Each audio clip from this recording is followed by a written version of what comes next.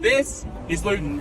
The UK is tied. Not my opinion, just the opinion of several other people. Luton gets kicked in the trousers relentlessly, so today I'm going to give it a facelift with some fresh new branding.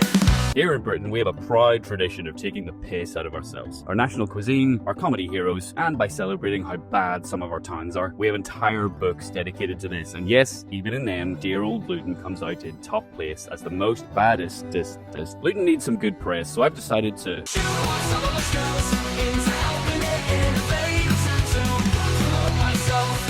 I need boots on the ground to do this properly, so I'll grab my keys, get in the car, and head off. Not alone though, I haven't lost leave of my senses. I've managed to convince photographer extraordinaire Jeremy Banks to help me. So off we pop. We walk, we plan, we admire the sights, we photograph some of the local landmarks, and soak up the culture. Now that we're loaded with inspiration, it was time to say goodbye to Jez and leave him to develop his photos in his own personal darkroom / image dungeon. Let's look at what makes Luton great. Luton has a proud tradition of hat manufacturing. They have their own airport, which they managed to sneak the word London into without anyone noticing, and a lot of cars are built there. So that's a start. While we were there, I discovered they have their own coat of arms. This bit represents agriculture. It is a beehive to represent hard work, a rose, presumably because roses are nice, and a thistle. So I'm going to redesign this in a couple of different ways. The first is to fully embrace your terrible reputation and completely own it. We'll keep the shield in there and the shiny knight's helmet, except our guy has been out on the raz and he's got a traffic code on his head. Now I'm thinking a shopping bag stuck to a fence post. That's a nice place to start.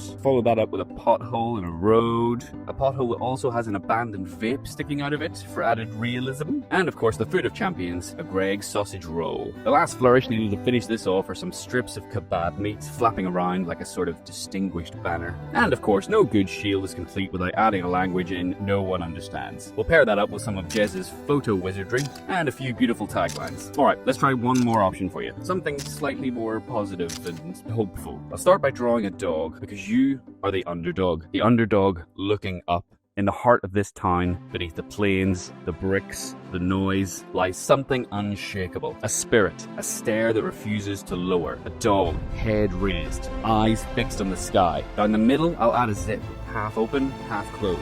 Not torn, not broken, but healing. A closing of old wounds. An end to a tired reputation. Now I'm adding in a weave pattern. A quiet nod to the past, to the hat makers, to the hands that crafted. Now a brick pattern. Not crumbling bricks, but new ones. Laid by ambition, cemented in belief. They say Luton has nothing, but we say Luton has everything. Everything to prove. And they will. Because underdogs don't stay down. Underdogs look up. Underdogs rise. Okay, that's your two options, Luton. You can take them or you can leave them. I suggest you probably leave them. Okay, bye.